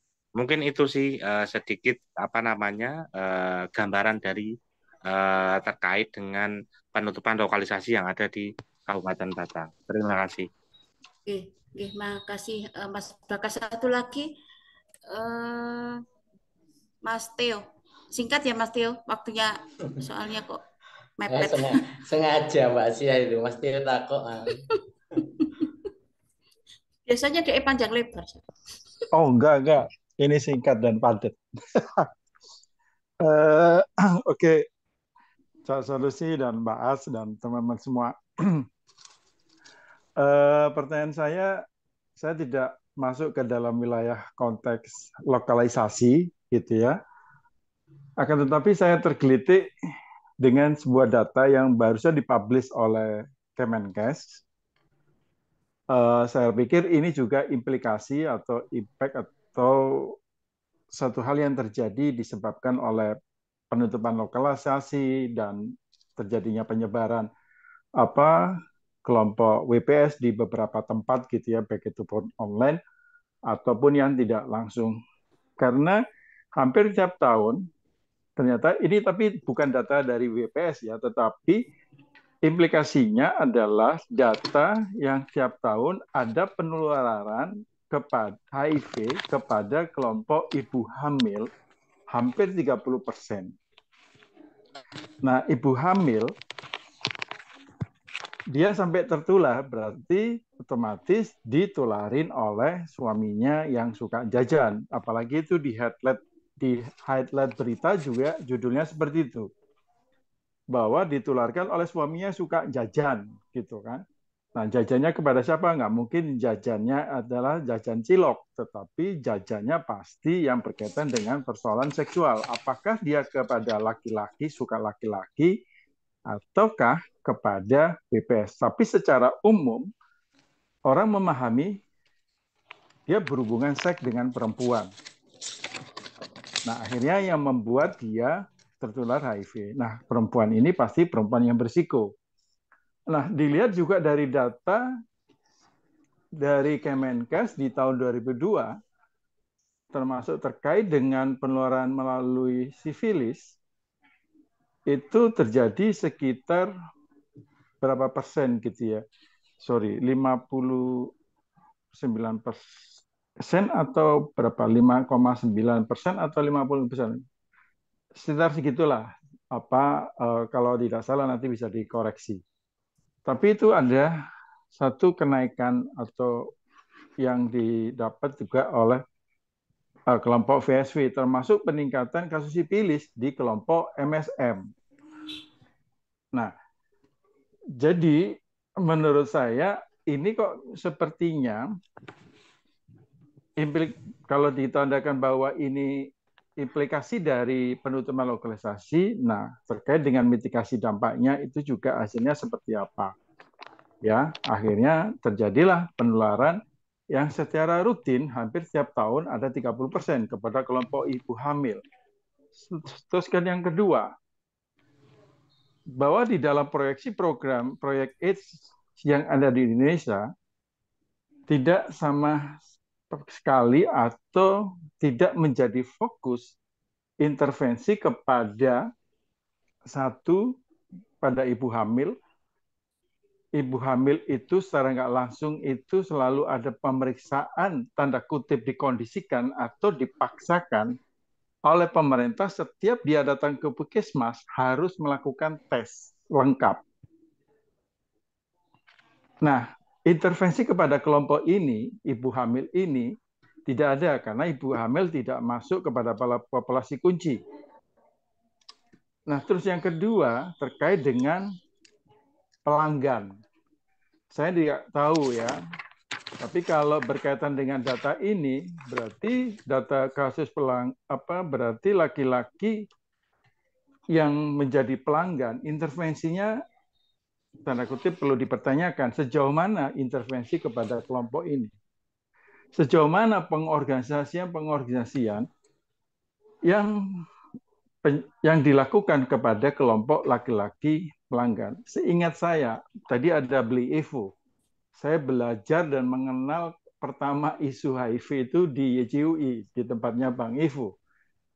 Seingat saya, di YCUI dulu tuh melakukan penjangkauan kepada laki-laki. Baik itu yang ada kalau di Bali, waktu itu kalau nggak salah, ingat mungkin beli Evo bisa mengkoreksi, kepada buruh pabrik, buruh proyek, pada para laki-laki yang berhubungan dengan perhotelan, baik itu gate ataupun gigolo. Sebelum YCUI melakukan intervensi kepada program harm reduction. Ayo simpel Mas Theo. Nah, itu intervensi itu saya pikir cukup berhasil ya. Saat HR itu masuk, pendidikan kepada terutama karena saya lebih banyak berhubungan dengan teman-teman di Kute, pemahaman mereka tentang kondom sudah cukup bagus. Penggunaan kondom pada saat melakukan hubungan seks. Nah, di tempat lain ini, apalagi desain proyeknya GF ini kan sepertinya tidak memperhatikan hal itu gitu loh. Mungkin itu tanggapan saya, pertanyaan saya, Cak Sanusi. Oke, terima kasih Mas Theo. Oke. Ini ada Kak Luksi ini mohon menuliskan pertanyaannya di chat ya. Nanti kalau pokoknya 3 pertanyaan ini sudah dijawab Mas Sanusi, nanti akan saya bacakan. Atau bisa jadi nanti setelah dituliskan ternyata ada kaitan dengan 3 pertanyaan. Karena waktunya dibatasi sampai jam 4. Gitu Mbak Kak Luksi ya. Iya. Ya. Atau saya cepat saja mungkin ya. Oke, kalau gitu cepat ya. Ya, jadi saya adalah mantan peneliti dari Badan Litbangkes Kemenkes RI dan saya pernah melakukan kajian pada 2018 tentang penggunaan kondom pada transaksi seks komersial. Dan dari hasil kajian itu ada beberapa saran yang sebetulnya terkait juga dengan paparan hari ini. Salah satunya bukan salah satu, beberapa hal adalah seperti menggiatkan kembali KPAD, Komisi Penanggulangan AIDS Nasional dan KPAD. Kalau nasional belum bisa, paling tidak KPAD itu diinstitusikan dan ada pendanaan yang jelas supaya dapat berkoordinasi di daerah masing-masing untuk upaya penanggulangan HIV termasuk pada daerah-daerah eks lokalisasi. Dan di dalam saran kami adalah yang masuk dalam KPA itu, baik di daerah juga adalah melibatkan profesi-profesi juga, karena yang bisa membantu memulihkan, ini sebetulnya membutuhkan juga tenaga bukan hanya dari agama, tapi juga dari profesi-profesi yang terkait. Seingat saya juga, saya dulunya itu penelitian pada pekerja seks bersama teman-teman dengan arahan almarhumah Dr. Endang Mamahit, mantan Menteri Kesehatan dulu. Dan itu begitu banyak, ada ribuan wanita pekerja seks yang kami wawancara dan kami periksa kesehatan. Kebanyakan mengaku tidak berminat sebetulnya bekerja menjadi pekerja seks, tapi terpaksa oleh keadaan. Kalau boleh memilih sih tidak memilih ini katanya. Tetapi menurut opsi memang ada yang memilih. Jadi sebetulnya harusnya dipisahkan antara yang tidak memilih dan yang memilih. Dan yang tidak memilih ini yang perlu segera dilakukan pemulihan. Karena secara kesehatan kita tahu bahwa risiko dari penyakit HIV dan infeksi menular seksual itu kan tinggi sekali pada mereka. Belum lagi kesehatan mental ya, dengan tidak memilih itu. Jadi isu perdagangan manusia juga harusnya diselesaikan juga, dan lewat KPAD itu bisa sebetulnya. Bisa dicontoh dari Kabupaten Mimika atau Kota Timika, mereka melakukan pemilahan itu. Siapa yang memilih jadi pekerja seks, dan siapa yang tidak memilih, yang dikembalikan ke kampungnya kembali. Untuk ke depan ini, kalau menurut saya pribadi, rasanya lebih baik siap daripada tidak. Penutupan lokalisasi mungkin akan terus terjadi seperti yang sudah dicanangkan dari tahun-tahun sebelumnya. Jadi lebih baik dipersiapkan bahwa itu akan menghasilkan pemulihan yang komprehensif secara ekonomi, secara kesehatan, secara mental, dan itu perlu dukungan banyak KPAD, warga peduli AIDS, dan semua lintas yang bisa lah begitu. Mungkin itu dari saya. Terima kasih Bu Luksi. Mas Sanusi, saya bacakan kembali atau sudah dirangkum karena waktunya kok tinggal sedikit. Saya gini Mbak, saya coba jawab, tapi nanti kalau ada yang kesisal jangan ingatkan begitu ya. Oke, Mas. Gitu ya. Oke, mohon maaf kamera karena tinggal 18%, khawatir cepat habis, kamera saya tutup dan saya cas ini, jadi saya tidak buka ya. Nanti saja kalau foto bareng baru kita buka, Mbak Asia. Ya Mas. Gitu ya. Oke, yang pertama kawan Rian dari mana? Dari Mataram. Jadi lokalisasi itu menurut pandangan saya adalah satu tempat di mana di situ ada transaksi seks dengan sebuah imbalan tertentu, itu adalah lokalisasi. Itulah. Entah itu di tempatnya supir truk, entah itu tempatnya mangkal truk, itu pasar burung itu adalah bagian dari lokalisasi. Yang mau kami soroti adalah begini, bahwa beberapa lokalisasi di Jawa itu setidaknya walaupun mereka ini adalah juga eksploitator, pengurus yang ada di sana itu sudah ada gitu. Setidaknya ada hal yang berkaitan dengan jaminan kesehatan itu, jaminan keamanan, bukan jaminan, tapi setidaknya mengurangi rasa kekhawatiran itu bisa ada ketika itu benar-benar lokalisir yang dikelola begitu. Saya membayangkan bagaimana sebenarnya kerentanan kawan-kawan yang hidup di jalanan begitu. Di samping kerentanan ada persoalan rasa aman, kesehatan, bagaimana aksesibilitas tentang kondom, sampai pada tingkat menarik kalau bahasanya kawan Maxi tadi dengan kesehatan mentalnya, tiap hari di jalanan dan lain-lain. Artinya bahwa kerentanan keamanan bagi banyak orang itu bisa diuangkan dan masuk dalam eksploitasi ekonomi. Misalnya begini, ada aparat tertentu atas nama informasi supaya ada keamanan, tidak ada rahasia, mereka itu dengan membayar sejumlah uang tertentu, atau kalau tidak membayar adalah menjadi jasa terima kasih, mereka itu membayar begitu. Lalu yang lain adalah orang hidup di jalanan itu dengan situasi sekarang banyak juga kekerasan seksual yang berbasis online, ada kekerasan yang berbasis gender karena pilihan-pilihan orientasi seksual di sana. Maknanya di dalam proses ini adalah dimanapun di situ ada kelompok rentan yang atas nama mencari mata pencarian, atas nama mereka mempunyai pertemanan prostitusi itu adalah mempunyai kerentanan yang tidak jauh berbeda, sehingga proses-proses pencegahan agar tidak terjadi kekerasan itu menjadi hal yang penting menurut saya. Yang kedua adalah kawan dari Jateng, Mas Braka. Menurut saya yang pertama hari ini dipastikan kemana sebenarnya kawan-kawan yang ada di lokalisasi itu. Dengan cara seperti itu adalah kita bisa memberikan dukungan aksesibilitas terhadap setidaknya kebutuhan dasarnya adalah persoalan kesehatan. Kalau dia itu HIV positif berarti perlu akses ARV. Nah, ketika hidup di jalanan itu tentu saja aksesibilitasnya akan rendah. Ini akan dipengaruhi oleh bagaimana kemampuan seseorang untuk datang ke satu tempat itu. Kalau menggunakan ojek online, kalau menggunakan nggak punya motor, perlu biaya dan lain-lain. Itu aksesibilitas itu sangat juga dipengaruhi oleh kemampuan seseorang secara finansial datang ke tempat yang dituju. Ya termasuk akses layanan kesehatan. Yang kedua adalah di persoalan jarak, gitu. Jarak tempat maksudnya.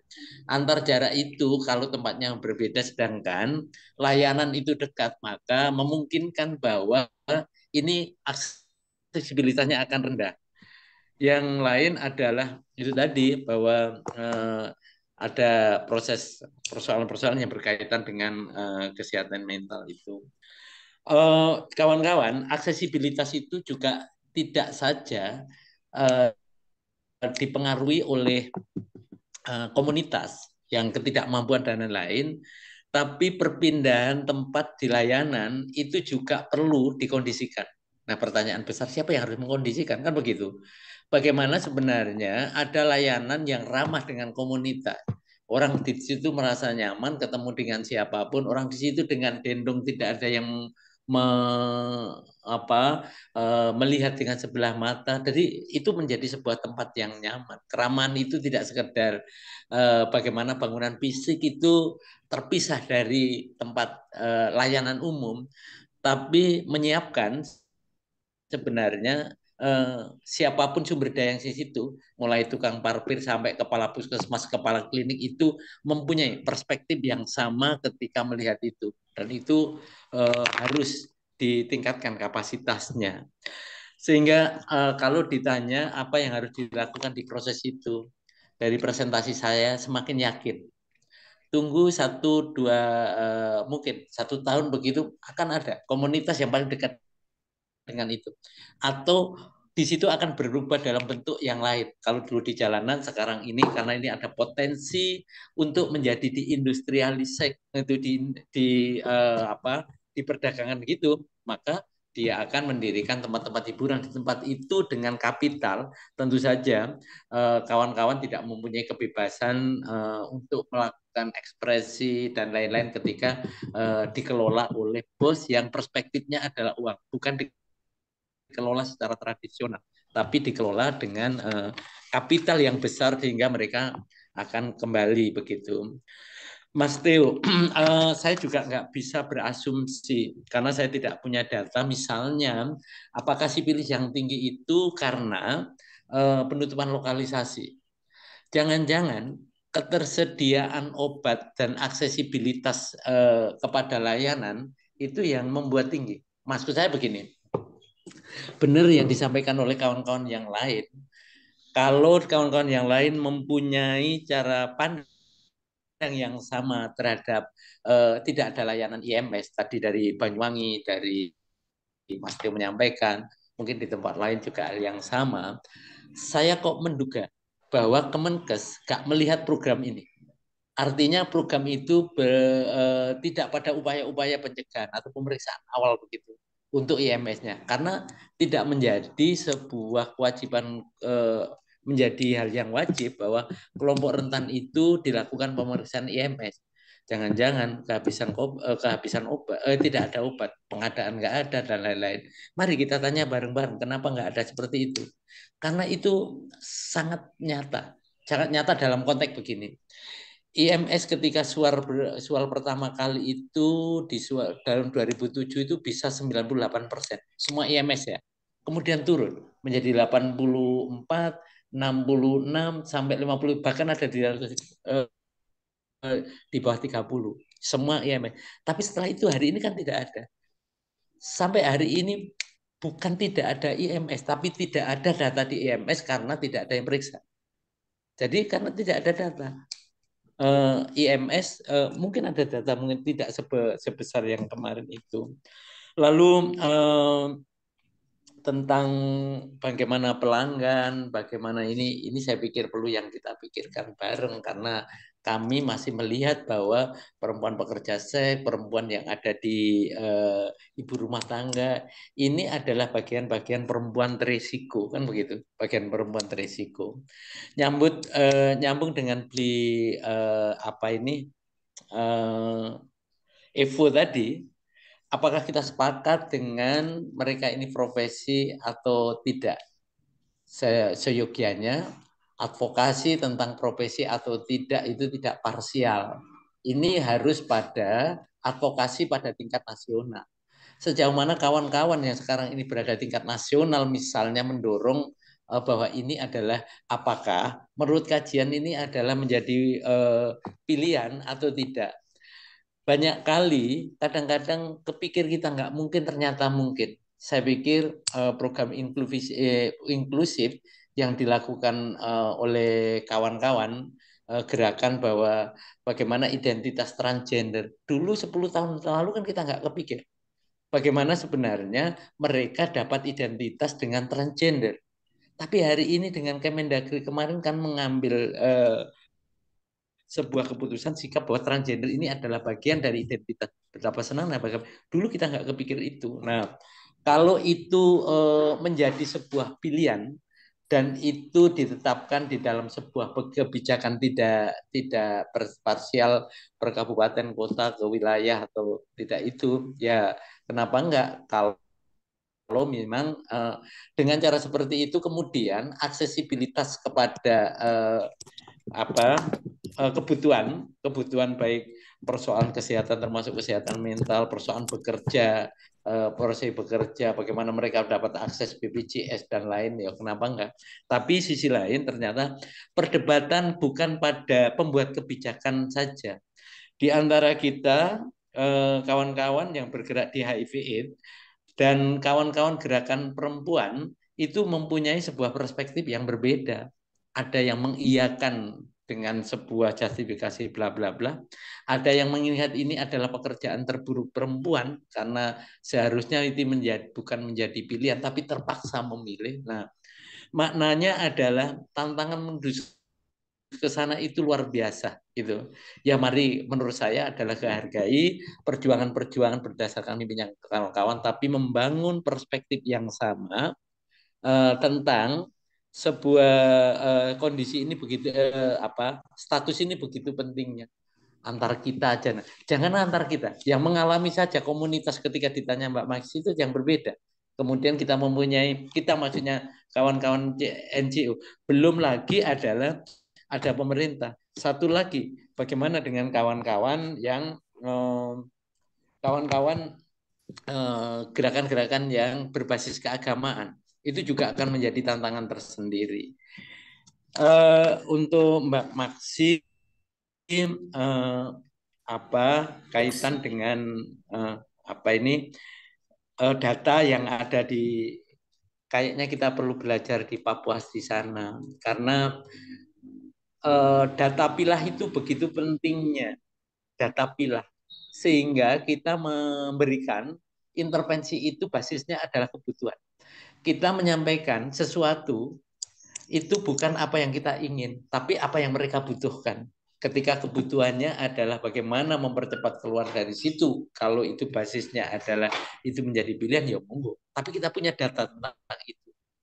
Kalau basisnya adalah misalnya itu profesi, apa yang bisa kita lakukan di dalam konteks itu gitu. Dari proses yang ada, intervensi, kemudian apa yang disampaikan Evo tentang ada preman, ada yang pembuat kebijakan tentang KPAD. Satu kata kunci usulan saya adalah melakukan mitigasi. Karena dengan cara seperti itu kita sudah tahu sebenarnya tingkat risiko dan siapa pelakunya, kan begitu. Nah, upaya-upaya mitigasi di dalam proses ini adalah bagian dari kita mendapatkan data supaya ada proses-proses di mana ketika intervensi berbasis kebutuhan sehingga kita melakukan upaya pencegahan dengan cara meningkatkan ketangguhan dan menurunkan ancaman, walaupun ancamannya nggak turun-turun karena ganti orang ternyata yang berbeda. Saya pikir itu Mbak Asia. Mungkin ada yang tertinggal. Ya, terima kasih. Saya pikir semua sudah terjawab. Tinggal yang Ibu Luksi tadi pertanyaannya, bisakah KPA nasional, KPAD juga akan diefektifkan untuk bisa membantu gitu, mengkoordinir terkait persoalan ini gitu ya. Kalau itu saya punya pandangan begini Mbak. Ketika Perpres 75 2000 berapa ya, itu yang diamputasi oleh pemerintah, mereka itu membuat naskah akademik. Naskah akademik itu adalah bagian dari Undang-Undang 11 2012 yang di situ mengamanahkan perubahan apapun undang-undang Perpres itu adalah harus ada naskah akademik. Isu satu usulan ini memang menarik kalau ini menjadi sebuah data kualitatif. Jika punya data dan kita punya naskah akademik, yo mari kita dorong bareng-bareng kalau sebenarnya institusi yang namanya KPAD itu benar-benar ada benar dilakukan. Ada yang mengatakan sebenarnya ada butuh, tapi regulasi undang-undang yang kita itu tidak ada cantolannya. Tapi beberapa daerah itu nekat bahwa sini dengan perda yang sudah diperdakan atas nama otonomi daerah, maka kami bisa melakukan.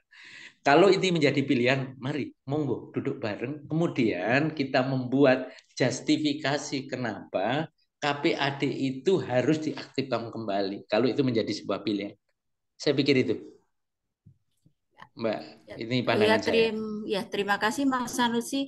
Di chat juga ada teman-teman yang memberikan input. Ada Mas Mukhtar yang memberikan input tentang pentingnya resosialisasi. Kemudian ada juga Mbak Adelia dari Opsi bahwa KPA ada tapi ternyata ya lokalisasi tetap ditutup gitu katanya.